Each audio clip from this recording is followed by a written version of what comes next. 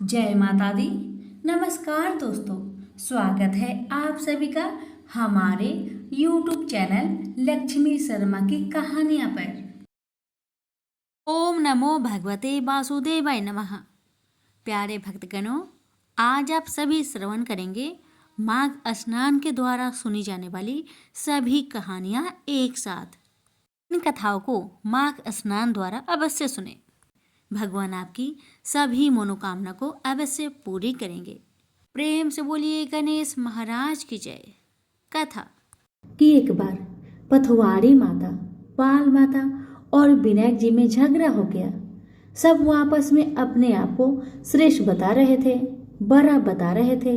इतने में उनके सामने से एक लड़का जा रहा था जो कि ब्राह्मण का लड़का था। उस ब्राह्मण के लड़के को देखकर पाल माता, पथवारी माता और गजानन जी ने उसे रोका और कहा, ए लड़का, हमारा न्याय करके जा। तो लड़का बोला, हे भगवान, मैं कल वापस आऊंगा, तब आप सबका न्याय कर दूंगा। ब्राह्मण का लड़का बहुत चतुर था।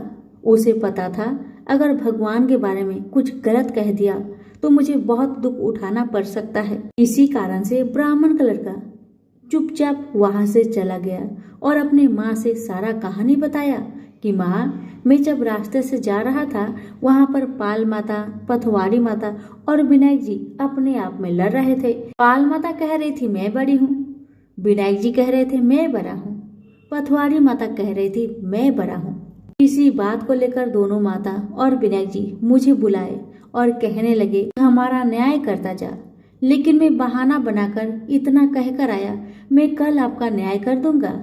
माँ, अब तुम बताओ, मैं उनका न्याय कैसे करूं? बताओ माँ। बेटे की बात सुन माँ ने कहा, बेटा ध्यान से सुनो, जब कल पथवारी माता, पाल माता और विनायक जी के पास जाओगे तब सभी को बड़ा बता देना। लड़के ने कहा, ठीक है माँ, जैसा तुमने कहा मैं वैसा ही करूंगा। दूसरे दिन लड़का वहां पर चला गया जहां दोनों माता और विनायक जी रहते हैं।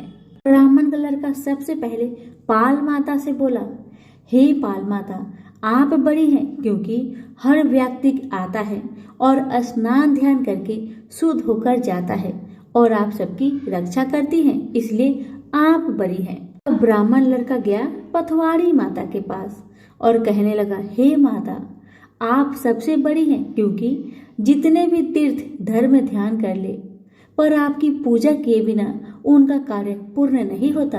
आप जीवित को भी तारती है और मरने के बाद भी उद्धार करती है। ये पथवारी माता पथ की धारणी, इसलिए आप बड़ी है। अब विनायक जी की बारी आया तो लड़का बोला, हे भगवान, सबसे पहले शुभ काम में आपको ही मनाया जाता है। आपको ध्याए बिना कोई काम सिद्ध नहीं होता, इसलिए हे विनायक जी, आप बड़े हैं। माता, पथवारी माता और विनायक जी लड़के की चतुराई पर बहुत प्रसन्न हुए और बोले, हे लड़के, तुमने तो हम सबको ही बड़ा कर दिया। हम सब तुमसे बहुत प्रसन्न हैं, इसलिए जा, हम तुम्हें आशीर्वाद देते हैं कि तुम सदा सुखी रहो। और उसके साथ ही पथवारी माता, पाल माता और विनायक जी ने जौ के 2-4 दाने उसके अंगोछे में डाल दिया। जौ के दाने को देखकर लड़का सोचने लगा, तो घाटे का सौदा हो गया। मैंने अपना दिन को खराब करके इन देवी देवताओं का न्याय किया और इसके बदले में मुझे कुछ जौ के ही दाने मिले। उदास मन से वह ब्राह्मण का लड़का जौ के दाने को अंगोछे में लपटकर घर जाके एक कोने में डाल दिया। बेटा घर आया तो माँ ने पूछा, बेटा न्याय कर आया, क्या मिला तुम्हें? बेटा ने कहा, घर के कोने में अंगोछे में रखा हूँ, जाकर देख लो। जैसे ही वहां गई, अंगोछे को उठाई, उसमें से ढेर सारे हीरे मोती का ढेर बरसने लगे। ये देखकर तो माँ अत्यंत प्रसन्न हो गई। माँ ने बेटे को बुलाया और कहा, बेटा आज तो पाल माता, पथवारी माता और विनायक जी आज तो हम पर प्रसन्न हुए हैं। माँ बेटी बहुत प्रसन्न हुए। हे भगवान, हे पाल माता, हे पथवारी माता, हे विनायक जी, जैसे आपने ब्राह्मण के लड़के को दिए वैसे सबको देना। कहानी कहने वाले, सुनने वाले, हुक्कार भरने वाले को सुख समृद्धि धन धान्य देना। प्रेम से बोलिए, पाल माता, पथवारी माता, विनायक जी की जय। इसी गांव में एक पोपाबाई रहती थी। वह बहुत ज्यादा नियम व्रत करती थी। एक दिन उसने भाई व भाभी से कहा कि मैं शादी नहीं करूंगी, इसलिए मेरी झोपड़ी गांव के बाहर बना दो और गांव के सभी लोगों से कह दो कि वह अपनी गाय व बछड़ों को मेरे यहाँ ही घास फूस चरने को भेज दे। जो बचा खुचा खाना है वो मुझे खाने को दे दे। एक दिन नगर का राजा शिकार खेलने जंगल में आया और गांव के बाहर जंगल के पास बनी झोपड़ी देखकर रुक गया। झोपड़ी के पास जाकर उसने आवाज लगाई कि कौन है, लेकिन भीतर से आवाज न आने पर वह लगातार दरवाजा खटखटाता रहा। तब पोपा बाई उठी और कहने लगी कि कौन हो तुम जो बार बार दरवाजा बजा रहे हो, क्यों आवाज लगा रहे हो? राजा ने कहा कि मैं यहाँ का राजा हूँ और तुम्हारे साथ विवाह करूँगा। पोपा बाई ने कहा कि जहाँ से आए हो वहीं चले जाओ, मैं किसी पराये आदमी का मुंह नहीं देखती हूँ। राजा ने पोपा बाई की एक नहीं सुनी और उसे जबरदस्ती उठाकर ले गया। तब पोपा बाई ने राजा को श्राप दिया कि उसका सारा राजपाट नष्ट हो जाएगा। महल में आने पर राजा की रानियों ने सारी बात सुनकर राजा से अनुरोध किया कि इसे वहीं वापस छोड़ आओ। राजा जब पोपा बाई को वापस झोपड़ी में छोड़ने जाने लगा तो रास्ते में पाप की नदी आई जिसमें वह डूब गया। पोपा बाई धर्मराज जी के यहाँ पहुंची और धर्मराज जी ने उन्हें स्वर्ग का राज दे दिया। एक बार एक सेठ व सेठानी मृत्यु लोक से स्वर्ग लोक आए तो उसके द्वार बंद देखकर वह धर्मराज जी से द्वार खोलने का आग्रह करते हैं। धर्मराज जी कहते हैं इस द्वार पर पोपा बाई का राज है। इस पर सेठ सेठानी कहते हैं कि हम पोपा बाई को नहीं जानते। धर्मराज जी उन दोनों की बात सुनकर कहते हैं कि तुम दोनों 7 दिन तक मृत्यु लोक में रहो। 8 खोपरा से राई भरकर 5 कपड़े ऊपर रखकर कहानी सुनकर उद्यापन करना और कहना कि राज है पोपा बाई, लेखा लेगी राय राई। सभी प्रेम से बोले पोपा बाई की जय। आजामिल एक सदाचारी ब्राह्मण था। वह कन्याकुब्ज प्रदेश में रहता था। प्रारंभिक जीवन वह बहुत ही सदाचारी तथा ब्राह्मणोचित कर्म करने वाला था। दुर्योग से एक बार वह किसी दासी के प्रेम में पड़ गया और उसे अपनी पत्नी बनाकर रहने लगा। उसकी कुसंगति के कारण उसके विचार दूषित हो गए और दुष्कर्मों से वह अपनी जीविका चलाने लगा। वह लूटपाट तथा हत्या जैसे बुरे कर्मों में हमेशा लगा रहता था। दासी से इसके 10 पुत्र थे। उनमें से सबसे छोटे पुत्र से उसे बड़ा मोह था। उसका नाम उसने नारायण रखा था। अक्सर वह उसे हमेशा नारायण नारायण कहकर पुकारता था।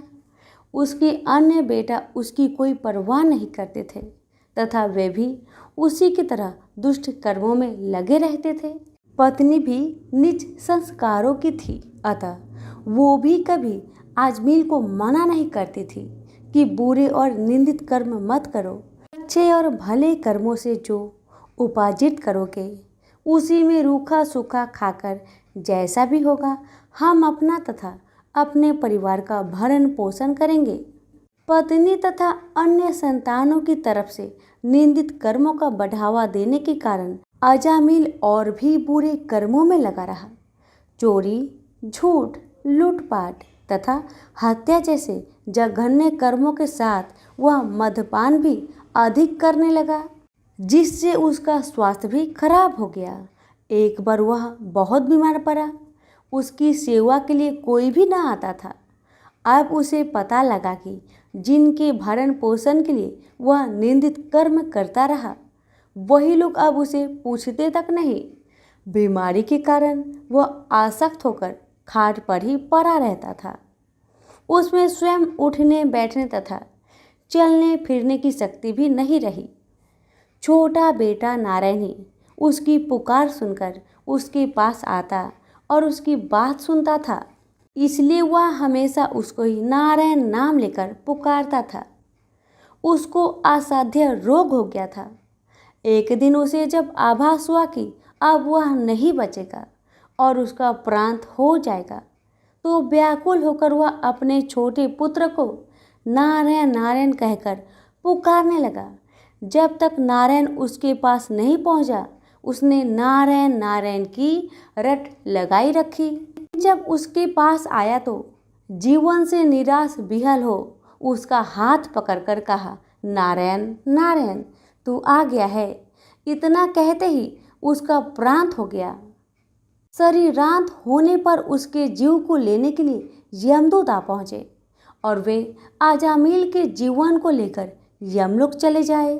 इससे पहले ही बैकुंठ से विष्णु के दूत आ गए और उन्होंने यमदूत से कहा, अजामिल के जीव को तुम लोग नरक में नहीं ले जा सकते।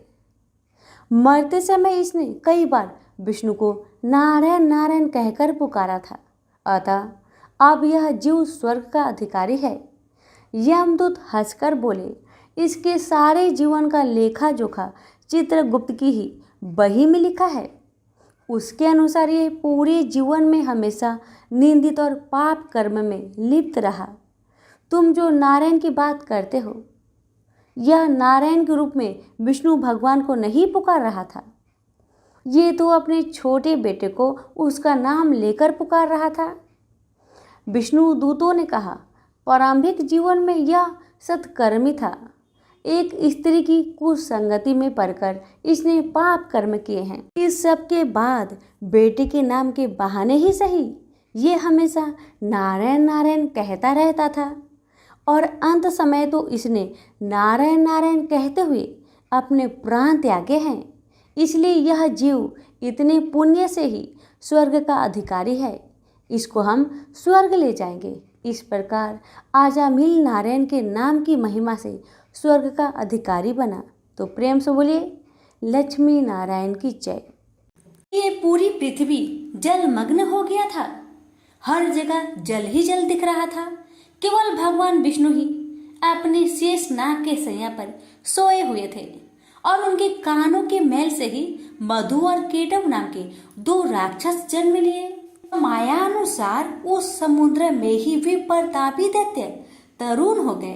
अब इधर उधर जाकर उनका खेलना कूदना आरंभ हो गया। एक समय की बात है कि वे स्थूलकाय दानव समुद्र में खेल रहे थे। इतने में ही वो दोनों भाई अपने मन में सोचने लगे कि बिना कारण कार्य होना असंभव है। सब जगह यही नियम लागू है। आधार के बिना अधेय किसी प्रकार ठहर नहीं सकता। हमें तो यही जचता है कि आराध्य देव भाव सर्वथा सिद्ध है। अब यह सुखदायी अगाध जल किस पर ठहरा है। दोनों दानव ऐसे विचार कर रहे थे, ऐसे सोच रहे थे। वो आपस में दोनों बातें कर रहे थे कि किसने इसकी उत्पत्ति की होगी और इसके पीछे क्या कारण होगा। इस जल में हम कैसे आ गए, ये सब का कारण क्या है और हमारे उत्पन्न होने का कारण भी क्या है और हमारे जन्मदाता का नाम क्या है, वो कौन है और कहाँ रहते हैं। यही उनके मन में प्रश्न उठ रहा था बार बार। भी उन दोनों भाइयों ने विचार किया कि हम अपने जन्मदाता का पता जरूर लगाएंगे, चाहे जैसे भी हो। छोटे भाई केटव ने कहा, भैया मधु, इस जल में हमारी सत्ता कायम रखने वाली भगवती शक्ति है। उनमें अपार शक्ति है। वे शक्ति कभी नष्ट नहीं होती। मेरी समझ से वही इस कार्य का कारण हो सकती है। वही माता ने ही विस्तृत जल की रचना की है और उन्हीं के आधार पर यह जल भी ठहरा हुआ है। वही परम आराध्य शक्ति हमारी उत्पत्ति की कारण है। इस प्रकार वास्तविक रहस्य जानने के लिए मधु और केटव का मन व्यतीत था। अभी उनकी बुद्धि किसी निर्णय तक न पहुंच सकी थी। इतने में ही आकाश में गूंजता हुआ सुंदर बागबीज सुनाई पड़ी। सुनकर वे दोनों उनका अभ्यास करने में तत्पर हो गए। तब उस बाग बीज की आकृति आकाश में इस प्रकार चमक उठी मानो बिजली कौंध रही हो।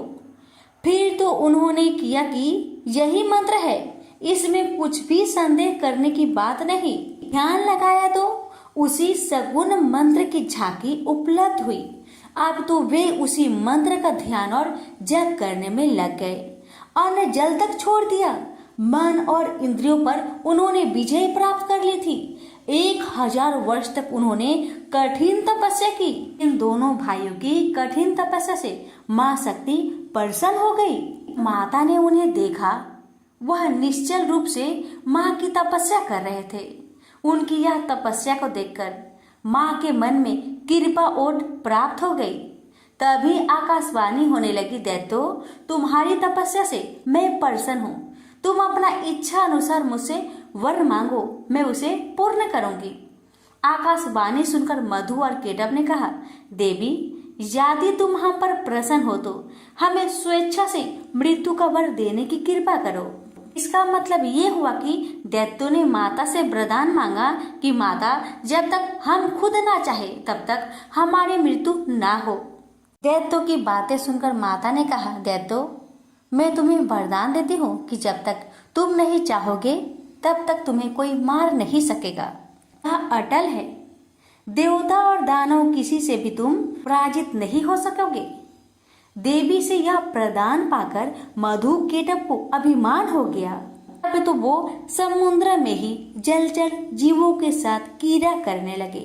कुछ समय के पश्चात एक दिन अनायास ही प्रजापति ब्रह्मा जी पर उनकी दृष्टि पड़ी। ब्रह्मा जी कमल के आसन पर विराजमान थे। मधु और केटव में अपार बल था। ब्रह्मा जी को देखकर उन्हें अपार हर्ष हुआ और उनसे दोनों भाइयों को युद्ध करने की इच्छा हुई। दोनों दैत्यों ने पितामह से बोले, सुब्रत, तुम हमारे साथ युद्ध करो। अगर तुम हमारे साथ लड़ना नहीं चाहते तो इसी समय यहाँ से चले जाओ। हाँ, तुम्हारा इच्छा हो वहीं चले जाओ, क्योंकि जब तुम्हारे अंदर शक्ति ही नहीं है तब इस उत्तम आसन पर बैठने का अधिकार तुम्हारा कहाँ रह गया। मधु और केटव की बात सुनकर ब्रह्मा जी सोच में पड़ गए। पता नहीं ये दोनों दानव कितने शक्तिशाली है। शत्रु की शक्ति जाने बिना उनसे युद्ध करना ये समझदारी नहीं होती। इसलिए शेष नाग की सैया पर सोए हुए भगवान विष्णु को जगाना चाहिए। वही इन दैत्यों से वर्षों तक युद्ध कर सकते हैं। ये सोचकर ब्रह्मा जी योग निद्रा की स्तुति करने लगे। ब्रह्मा जी की स्तुति से प्रसन्न होकर योग निद्रा भगवान विष्णु जी के शरीर से हटकर एक और खड़ी हो गई। अब अमित पराक्रमी भगवान श्री हरि के सभी अंगों से निद्रा देवी का अधिकार उठ गया। मधु और केटव के संहार के लिए ही भगवती योग निद्रा ने ऐसी कृपा की थी। भगवान श्री हरि उठकर बैठ गए। अपने सामने ब्रह्मा जी को देखकर उन्होंने पूछा, पद्म योनि ब्रह्मा जी, आप जब तब छोड़कर यहाँ कैसे आ गए? क्यों आप इतने चिंतित हैं? आपका मन भय से अत्यंत घबराया हुआ क्यों है? मुझे बताइए। तब ब्रह्मा जी बोले, भगवान, मधु और केटव दो दैत्य आपके कान के मैल से उत्पन्न हुए हैं। उनका रूप बड़ा ही भयंकर है और वे अपार बली हैं। वे दोनों मुझे मारने के लिए उपस्थित है।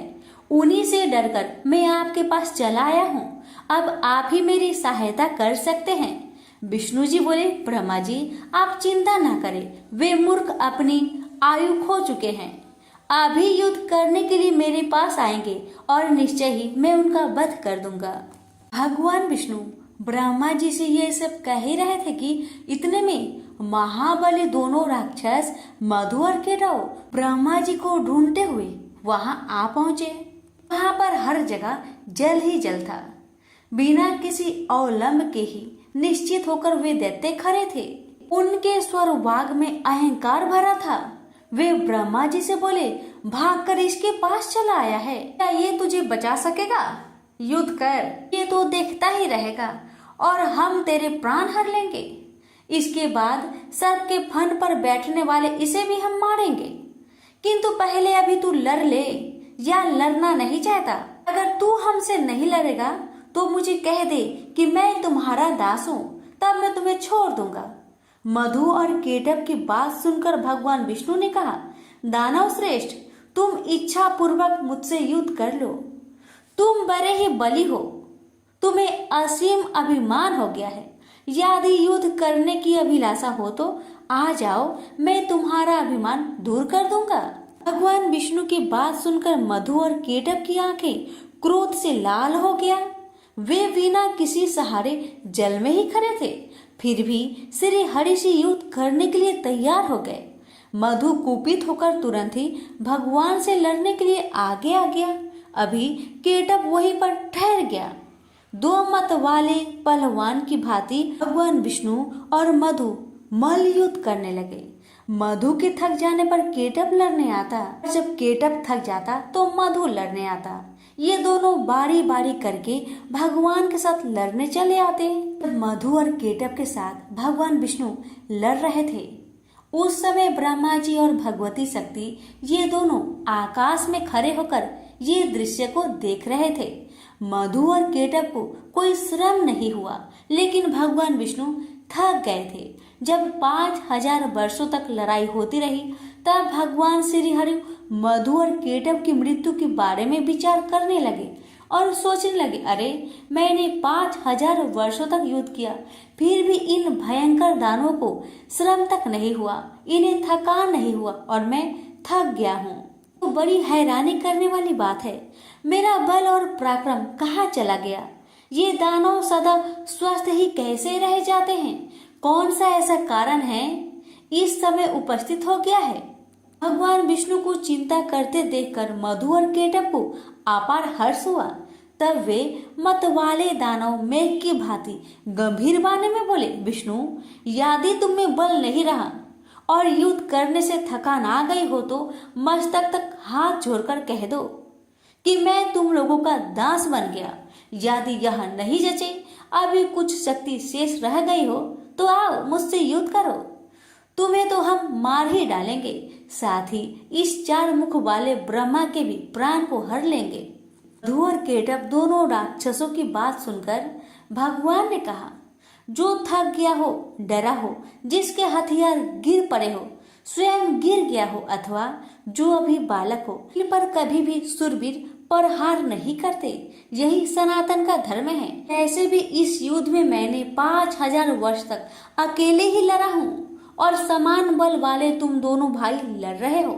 तुम दोनों समय समय पर जैसे आराम कर लेते हो, वैसे ही मैं भी कुछ आराम करना चाहता हूँ। आराम करने के बाद मैं फिर तुम दोनों से युद्ध करूंगा, इसमें क्या संदेह है? माना तुम दोनों महान मत वाले सूरवीर हो, परंतु कुछ समय तक ठहरो, मुझे भी तो विश्राम कर लेने दो, फिर न्यायपूर्वक युद्ध करेंगे। भगवान विष्णु की बात सुनकर मधु और केटव शांत हो गए। फिर युद्ध होगा, ऐसा निश्चय करके कुछ समय के लिए दूर जाकर खड़े हो गए। चतुर्भुज भगवान विष्णु ने देखा कि मधु और केटव यहाँ से बहुत दूर चले गए हैं। भगवान ने उनकी मृत्यु क्यों नहीं हो रही है, इसका कारण सोचा। बहुत सोच विचार करने पर उन्हें ज्ञात हुआ कि भगवती ने इन्हें वरदान दिया है, ये जब चाहेंगे वही इनकी मृत्यु हो पाएगी, अन्यथा नहीं। ये कारण है कि ये दोनों दानव अभी तक शांत नहीं हो रहे हैं। मैंने व्यर्थ में ही इतनी घोर लड़ाई की, मेरे परिश्रम का कुछ फल भी नहीं मिला। ये कैसे मरेंगे, ये ठीक जाने बिना अब मैं युद्ध करूं भी तो किस प्रकार करूं? दोनों दानव तो बर के प्रभाव से घमंड में चूर हो रहे हैं। बिना युद्ध की ये मरेंगी भी तो कैसे? भगवती बर दे चुकी है, वह उसे टाल नहीं सकती। अतः मैं अब सभी मनोरथ पूर्ण करने वाली उन विद्यामयी शक्ति की शरण में चलूं, क्योंकि अब उनके प्रसन्न हुए बिना कार्य सिद्ध नहीं हो सकता। भगवान विष्णु यह सोच ही रहे थे कि इतने में ही भगवती योग निद्रा ने उन्हें दर्शन दिया। उस समय वे कल्याणमयी देवी आकाश में विराजमान थी। भगवान विष्णु को योग का ज्ञान तो था ही। उन्होंने बड़े ही करुणा पूर्ण स्वर में उन रहस्यपूर्ण मधु केटव के संहार होने के लिए भगवती भुवनेश्वरी की स्तुति की। भगवान विष्णु की स्तुति करने पर देवी ने कहा, हे विष्णु, तुम देवताओं के स्वामी हो, अब पुनः युद्ध करने के लिए तत्पर हो जाओ। अब ये दोनों दानव ठग कर मारे जा सकेंगे। मेरी वक्र दृष्टि से ये अवश्य ही मोह में पड़ जाएंगे। कि माया से ये दोनों मोहित हो जाएंगे। उसी समय तुम शीघ्र ही इन दोनों को मार डालना। भगवती की वाणी सुनकर भगवान विष्णु युद्ध भूमि में आकर खड़े हो गए। वे महाबली दानव बड़े ही विचारशील थे। युद्ध की इच्छा से वो भी सामने उपस्थित हुए। भगवान विष्णु को सामने देखकर उन्हें बड़ा हर्ष हुआ। वे बोले, विष्णु ठहरो, युद्ध करो। तुमने लड़ने की उत्कट इच्छा तो ली ही है। हार और जीत में प्रबंध प्रबल होता है। यह निश्चय जानकर तुम्हें युद्ध में ही लगना चाहिए। बलवान विजयी होता है, किंतु कभी कभी भाग्यवश दुर्बल भी विजय पा सकता है। इसलिए महात्मा पुरुष को चाहिए कि किसी भी परिस्थिति में हर्ष और शोक ना करे। मैं सदा से दानव का शत्रु हूँ। प्राचीन समय में बहुत से दैत्य मुझसे पराजित हुए हैं। यह जानकर हर्ष और इस समय इन मधु केटभ से मैं हार गया, ये शोक करना तुम्हारे लिए अनुचित है। यह कहकर मधु केटभ युद्ध के लिए डट गए। उन्हें देखकर विष्णु ने बड़े ही विचित्र ढंग से घुसा मारा। बलाभिमानी उन दैत्य ने भी विष्णु को घुसा से चोट पहुंचाई। ऐसा परस्पर घोर युद्ध होने लगा। लड़ते हुए उन अपार बलशाली दानव को देखकर श्री हरि ने कतार भाव से भगवती की ओर देखा। उन्हें देखकर भगवती ने अट्टहास किया। उनकी आंखें लाल हो गई थी। साथ ही उन्होंने कामदेव की बाणों की तुलना करने वाले अपने कटाक्ष भरे नेत्रों से उन दैत्यों को आहत कर दिया। भगवती मुस्कुराई हुई तिरछी नजरों से उनकी ओर देख रही थी। उनके उस अवलोकन में प्रेम और मोह भरा था। फिर तो भगवती की तिरछी चितवन को देखकर दुरात्मा मधु और केटभ तुरंत मोहित हो गए। मदन शुरू में उनका मन व्यतीत हो उठा। वे देवी की ओर देखते ही रह गए। भगवान विष्णु काम साधने में सतर्क तो थे ही। वे देवी के अभिप्राय को देखकर समझ गए कि अब दैत्य मोहित हो चुके हैं। फिर तो हंसकर मेघ की भांति गंभीर वाणी में उन्होंने कहा, वीरो, तुम्हें जो इच्छा हो वर मांग लो। मैं तुम्हारे युद्ध कौशल से अत्यंत प्रसन्न होकर अवश्य वर देने को तैयार हूँ। प्राचीन समय में युद्ध करने वाले बहुतेरे दानव मेरे सामने आए, किंतु मैंने तुम्हारे समान ना तो किसी को देखा है और ना ही सुना है। तुम बड़े ही अनुपम बलवान हो, अतएव मैं तुमसे बहुत प्रसन्न हूँ। तुम दोनों भाइयों की अभिलाषा में अवश्य पूर्ण करूंगा। उस समय मधु केटभ काम से आतुर थे। उन्हें अपने बल का अभिमान तो था ही। उनकी आंखें कमल के समान थी। जगत को आह्लादित करने वाली भगवती महामाया सामने विराजमान थी। भगवान विष्णु की बात सुनकर भी दानव की आंखें देवी की ओर लगी रही। उन्होंने कहा, विष्णु, हम मांगने नहीं आए हैं। तुम हमें क्या दे सकोगे? हम ही तुम्हें देने को तैयार है। तुम चाहो सो मुझसे मांग लो। हम भी तुम्हारे युद्ध से बहुत प्रसन्न हैं। मधु केटभ की बात सुनकर भगवान विष्णु ने कहा, यदि तुम लोग अब मुझ पर प्रसन्न हो और मुझे वर देना चाहते हो तो बस तुम दोनों मेरे हाथ से मौत स्वीकार कर लो। भगवान विष्णु की बात सुनकर मधु केटभ महान आश्चर्य में पड़ गए। वे हमें ठग गए मानकर खड़े रहे। उनके मुख पर शोक की घटा घिर आई। सर्वत्र जल जल भरा हुआ था। कहीं भी प्राकृतिक भूमि दिखाई नहीं दे रही थी। यही मन में विचार करके वे दोनों राक्षस बोले, विष्णु, हे जनार्दन, तुम देवताओं के स्वामी हो। तुमने भी पहले वर देने की बात कही थी। तुम कभी झूठ नहीं बोलते, अतः हमारा भी अभिलाषा वर लो। हमारा वर यही है कि जल शून्य विस्तार वाले स्थान पर हमारा वध करो। हमने तुमसे मौत स्वीकार कर ली है, किंतु तुम भी वचन का पालन करना। भगवान विष्णु ने सुदर्शन चक्र को याद किया। साथ ही वे हंसकर बोले, महाभाग, जल शून्य विस्तृत स्थान पर ही तुम्हें मार रहा हूँ। यह कहकर विष्णु ने अपनी विशाल जांघें फैलाकर जल पर ही जल रहित मधु केटभ को दिखा दिया। साथ ही साथ कहा, इस स्थान पर जल नहीं है, अब तुम अपना मस्तक हमें दे दो। आज मैं सत्यवादी रहूंगा और तुम भी। भगवान विष्णु का यह कथन सुनकर उनकी सत्यता पर वे विचार करते रहे। तत्पश्चात अपने 4000 कोस वाले विशाल शरीर को उन्होंने स्वयं मृत्यु के मुख में डाल दिया। उस समय भगवान विष्णु ने अपनी जांघें सटा ली। यह देखकर मधुकेटभ को बड़ा आश्चर्य हुआ। उन विचित्र जांघों पर मस्तक रखने के लिए भगवान ने दैत्य से कहा। उन्होंने मस्तक रख दिया। तब भगवान ने उनके मस्तक को चक्र से काट डाला। तदंतर मधु और केटभ के प्राण पेखरू उड़ गए। उस समय सारा समुद्र उन दैत्य के रक्त और मज्जा से व्याप्त हो गया। प्रेम से बोलिए विष्णु भगवान की जय। एक बार ब्रह्मा जी के मानस पुत्र सनत सनकादि भगवान विष्णु के दर्शन करने बैकुंठ धाम में पहुंचे। बैकुंठ में विष्णु धाम के द्वार पर भगवान के 2 पार्षद जय और विजय द्वारपाल के रूप में बैठे थे। इन दिगंबर साधुओं को देखकर पहले तो उन्हें हंसी आ गई, फिर पूछा, आप लोग कौन हैं? ऐसे नंग धरंग यहाँ कहाँ चले आ रहे हैं? उनकी बात सनत ने बुरे नहीं माना, क्योंकि ये द्वारपाल थे और बिना पूरी जांच पड़ताल के कैसे अंदर जाने देते भला। अपनी वेशभूषा पर उनके हंसने का भी बुरा नहीं माना, क्योंकि बैकुंठ जैसी वैभवशाली परिवेश में ऐसे साधुओं का क्या काम है। उनके प्रश्नों का उत्तर देते हुए उन्होंने कहा, हम सनत कुमार भगवान विष्णु के दर्शन करना चाहते हैं। हम सदा इसी रूप में रहते हैं, इसलिए हमें अंदर जाने दो।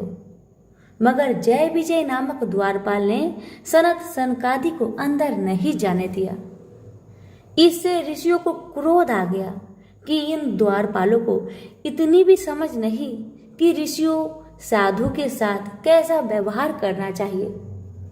क्रोध में उन्होंने श्राप देते हुए कहा, तुम दोनों ने देव के साथ रहकर भी दैत्य जैसा व्यवहार किया है, इसलिए अगले जन्म में तुम दोनों दैत्य कुल में जन्म लोगे।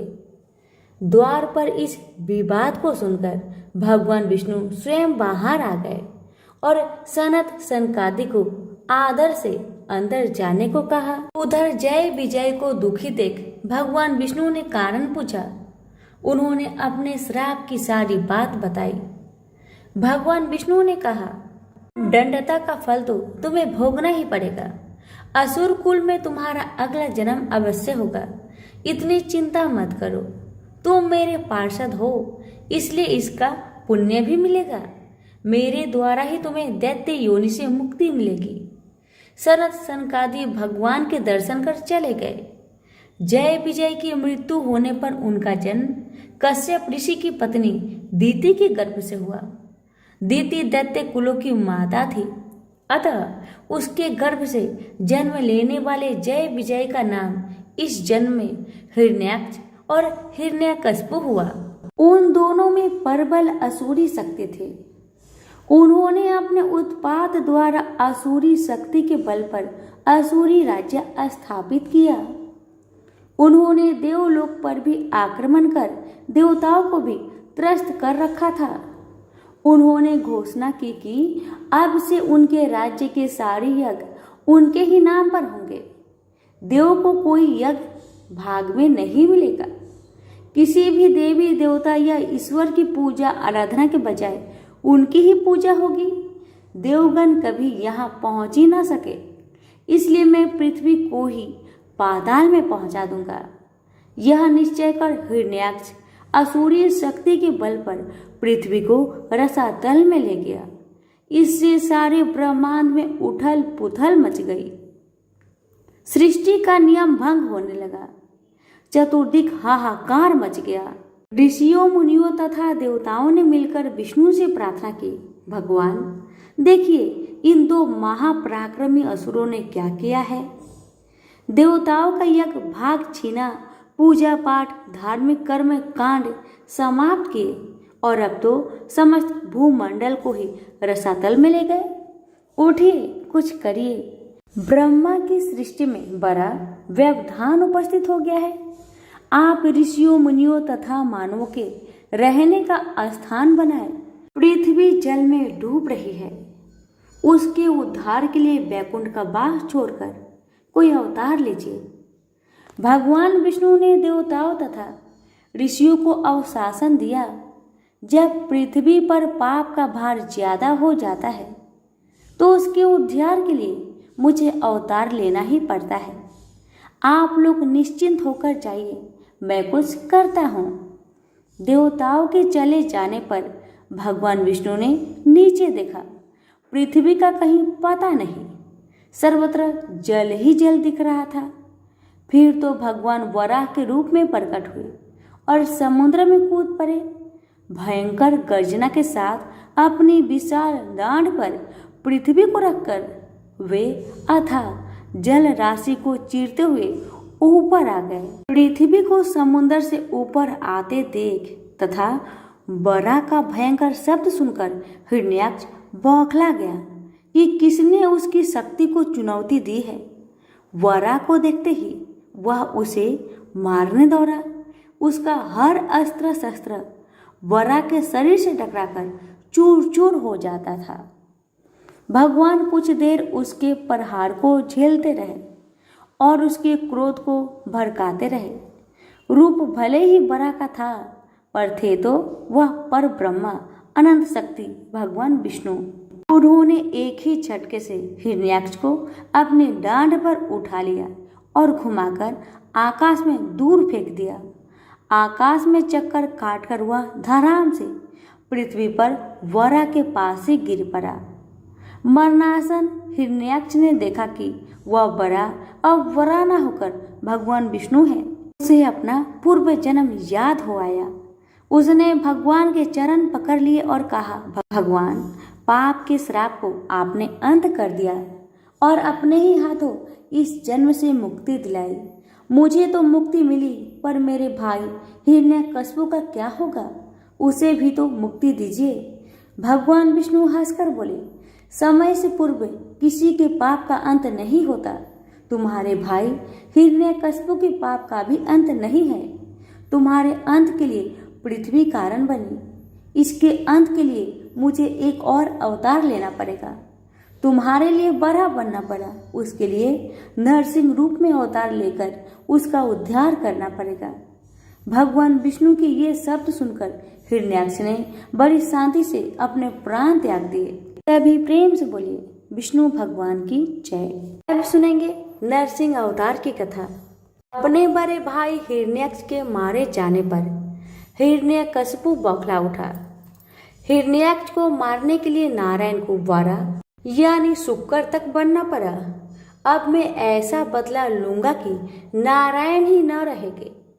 मैं इस भूमंडल से उनका नाम ही मिटा दूंगा।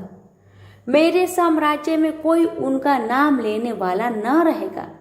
मैं इस भूमंडल से उनका नाम ही मिटा दूंगा। मेरे साम्राज्य में कोई उनका नाम लेने वाला ना रहेगा। मैंने अपनी कठिन तपस्या से ब्रह्मा से वर प्राप्त किया है। मैं अवध्य हूँ। देवता, राक्षस, मनुष्य, यक्ष, गंधर्व, किन्नर मुझे नहीं मार सकते। उसने सारे साम्राज्य में घोषणा कर दी कि कोई भी यज्ञ, जप, तप मेरे राज्य में नहीं होगा तथा किसी भी देवी देवता की आराधना नहीं होगी। मैं ही अब अपने राज्य का ईश्वर हूँ। मेरे ही नाम का जप तप होगा। मैं ही नर हूँ, मैं ही नारायण हूँ।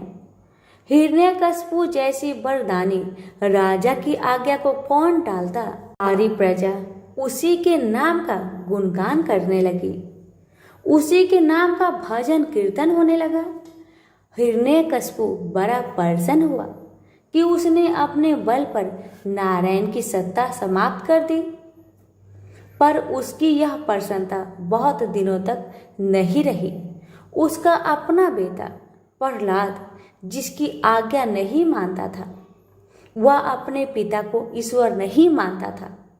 उसने कहा, आप बहुत वीर हैं, ब्रह्मा से आपको बल प्राप्त है तो जीवन का सुख भोगिए। पर सबसे ऊपर जो आदि शक्ति नारायण है, जिससे यह संसार संचालित है, सूर्य, चंद्रमा, ग्रह, नक्षत्र, तारे, पृथ्वी जिसकी शक्ति से भ्रमण कर रहे हैं, उसमें मेरी आपकी सत्ता की क्या गिनती। इसलिए और चाहे जो करे, पर नारायण भगवान की अपेक्षा ना करे।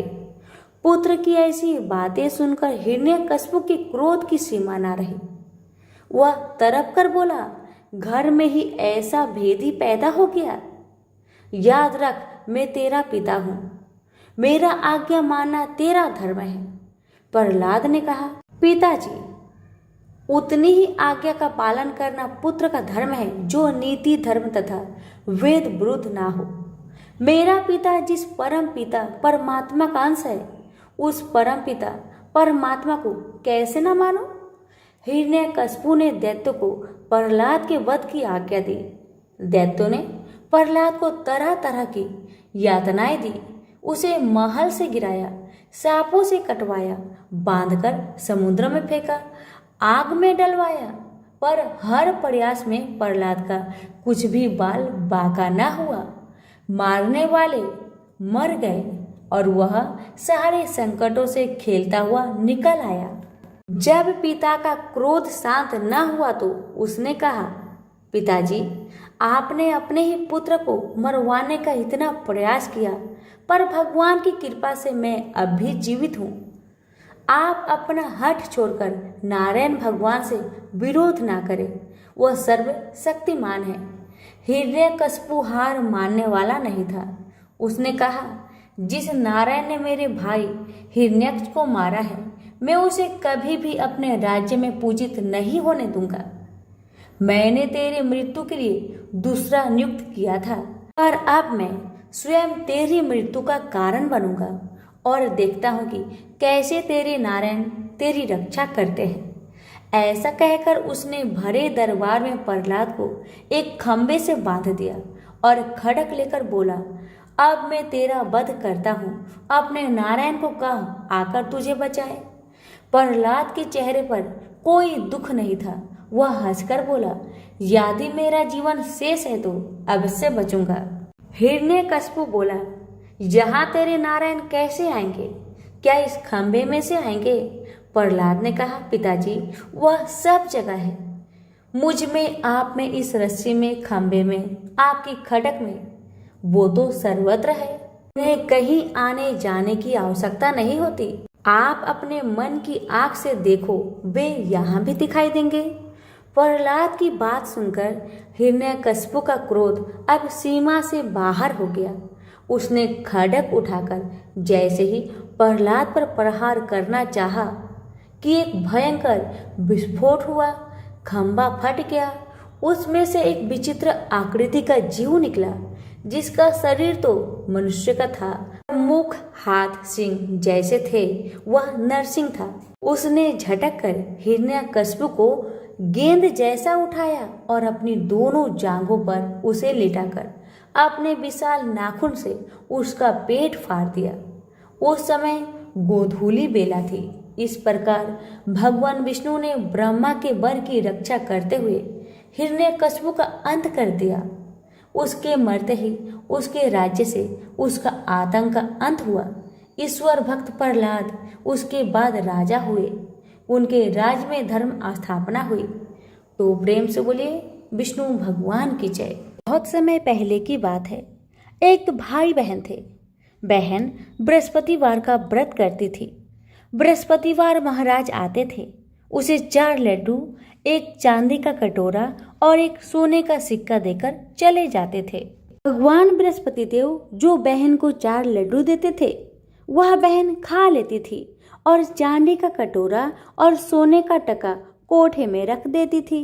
एक दिन की बात है कि भाभी ने जब बहन का कोठा खोला तो उसने देखा कि कोठा तो चमचमा रहा था। भाभी ने जल्दी से पड़ोसन को भी बुलाया और कोठा को दिखाया कि मेरी ननद इतने कटोरे और सोने के सिक्के कहाँ से लाई होगी, कोठे में जगमग हो रही है। पड़ोसन बोली कि अपने आदमी से कहना। भाभी कहने लगी, मेरा आदमी तो नहीं सुनेगा। उस पर पड़ोसन ने कहा, ठीक है, ऐसा करना कि दाल का चम्मच भात में डालना, भात का चम्मच दाल में डाल देना। उसने वैसा ही किया। ये देख पति ने अपने पत्नी से कहा, तुम पागल हो गई हो। तो पत्नी ने कहा, पागल तो तुम्हारी बहन हो गई है, क्योंकि कोठे में इतनी जगमगा रही है। ये देखकर भाई क्रोध से भर गया और अपनी बहन से कहने लगा, सच सच बताओ, तुम इतने सारे कटोरे और सोने के सिक्के कहाँ से लाई हो? मैं तुम्हें घर से धक्के मार कर निकाल दूंगा। एक दिन की बात है कि भाई ने अपने बहन से कहा, बहन चलो मैं तुम्हें मामा के घर ले चलता हूँ। बहन तो जानती थी कि मामा का घर तो नहीं जाते हैं हम। अपनी भाई की मन की बात जानकर बहन ने कहा, भाई जहाँ पर केले का वृक्ष हो और मंदिर हो वहीं पर तुम मुझे छोड़ देना। भाई ने वैसा ही किया जैसे बहन ने बताया था। भाई बहन को केले के पेड़ के पास छोड़कर अपने घर को चला जाता है। बृहस्पतिवार का दिन था। बहन ने केले के वृक्ष की पूजा करी और कथा करी। बृहस्पति देवता आए, 4 लड्डू, चांदी का कटोरा, सोने का सिक्का देकर जाने लगे तो उसका भाई पेड़ के पीछे छुपकर ये सब देख रहा था। भाई ने उसके पैर पकड़ लिए। तब बृहस्पति देवता बोले, मेरे पैर छोड़, पापी, कुंवारी कन्या को कलंक लगाते हो। ये तो सत से व्रत करती है। मैं ही इसके व्रत से प्रसन्न होकर 4 लड्डू, चांदी का कटोरा और सोने का सिक्का देकर चला जाता हूँ, और इसका पीछा भूल कर भी मत करना। भाई को अपनी गलती का एहसास हो चुका था। वह अपनी बहन को घर लाया और उसकी भाभी तभी दरवाजे पर खड़ी थी। वह बोली, तुम इसे फिर घर लेकर आ गए? उसने बोला, ये मेरी बहन है, इसे कुछ मत कहना। मेरी बहन तो बृहस्पतिवार का व्रत करती है। का ही फल भगवान से 4 लड्डू, चांदी का कटोरा और सोने का सिक्का देकर चले जाते हैं। बात पर पत्नी ने कहा, अच्छा मैं भी देखती हूँ इसके बृहस्पतिवार देवता को। इतना कहकर भाभी पूरे गांव के सभी बच्चों को कह आई कि आज मेरी ननद बृहस्पतिवार का व्रत करेगी, तुम सभी आना, सबको 4-4 लड्डू, सोने का सिक्का और कटोरा भी मिलेगा। तो ननद एक पैर पर खड़ी होकर बृहस्पति देव की प्रार्थना करने लगी कि हे बृहस्पति देवता, मेरी लाज रखना। बहन ने बृहस्पति देव से 3 बार कहा और बृहस्पति देवता आए और सब बच्चों को 4 लड्डू, चांदी का कटोरा, सोने का सिक्का दिया और चले गए। इस तरह बृहस्पति देवता जैसे उस लड़की पर कृपा करी, वैसी हम सब पर अपनी कृपा दृष्टि रखना। प्रेम से बोलिए बृहस्पति महाराज की जय। बृहस्पतिवार की दूसरी कहानी। किसी गांव में एक साहूकार था जिसके घर में धन दौलत, अन्न वस्त्र की कोई भी कमी नहीं थी, परंतु उसकी स्त्री बहुत ही कृपण और साधु संत को भिक्षा नहीं देती थी। सारे दिन घर के काम काज में लगी रहती थी। जो कि एक साधु महात्मा बृहस्पतिवार के दिन उसके द्वार पर आए और भिक्षा की याचना की। स्त्री उस समय आंगन को लीप रही थी। वह महिला इस तरह कहने लगी कि साधु महात्मा, मैं इस समय आंगन को लीप रही हूँ, फिर आप किसी दिन आ जाना। साधु महात्मा उस दिन खाली हाथ ही चले गए। थोड़े दिनों के बाद साधु महात्मा फिर भिक्षा मांगने को आए और साहूकारनी उस समय अपने बेटे को खाना खिला रही थी। फिर उसने वैसा ही कहा कि महात्मा, आज तो मैं अपने बेटे को खाना खिला रही हूँ, किसी और दिन आना। फिर महात्मा वहां से खाली हाथ लौट गए। तीसरा बार जब साधु महाराज आए, उसने उसी तरह टालना चाहा, परंतु साधु महाराज कहने लगे कि तुमको बिल्कुल अवकाश हो जाए तो मुझे भिक्षा दोगी। साहूकारनी बोली कि ऐसा हो जाए तो आपकी बड़ी कृपा होगी। साधु महाराज कहने लगे, तुम ऐसा करना कि बृहस्पतिवार के दिन चढ़ने पर उठो और सारे घर में झाड़ू लगाकर कूड़ा एक कोने में कर देना। घर का चौका मत लगाओ और फिर हजामत अवश्य बनाओ। खाना बनाकर चूल्हे के पीछे रखो, सामने कभी न रखो। शाम होने के बाद दीपक जलाया करो। बृहस्पतिवार के दिन पीले वस्त्र मत पहनना। पीले रंग की चीजों का भोजन करो। महाराज ने कहा, अगर तुम ऐसा करोगी तो तुमको घर का कोई काम नहीं करना होगा। साहूकारनी ने ऐसा ही किया। उसने कुछ दिनों के बाद घर में खाने को कुछ नहीं रहा। थोड़े दिनों के बाद फिर वही महात्मा आए और भिक्षा मांगने लगे और सेठानी ने कहा, महात्मा, हमारे घर में एक भी अन्न का दाना नहीं है, आपको कुछ भी नहीं दे सकती। महात्मा कहने लगे, तुम तो सारा दिन खाली हो, फिर भी मुझे कुछ नहीं दे सकती, तुम क्या चाहती हो? सेठानी ने हाथ जोड़कर प्रार्थना की और बोली, साधु महाराज, आपसे हाथ जोड़कर विनती करती हूँ, ऐसा कोई उपाय बताइए कि जो जैसा था पहले जैसा हो जाए। और मैं आपसे प्रतिज्ञा करती हूँ कि जैसा आप कहेंगे मैं वैसा ही करूँगी। तब महात्मा जी ने कहा, बृहस्पतिवार को प्रातःकाल उठकर स्नान आदि से निवृत्त होकर घर को गाय के गोबर से लीपो और कोई भी पुरुष हजामत नहीं बनाए तथा भूखों को भोजन अन्न जल का दान करो। सायंकाल होते ही दीपक जलाओ। यदि ऐसा करोगी तो तुम्हारे सब मनोकामनाएं बृहस्पति देव जी भगवान पूरी कर देंगे।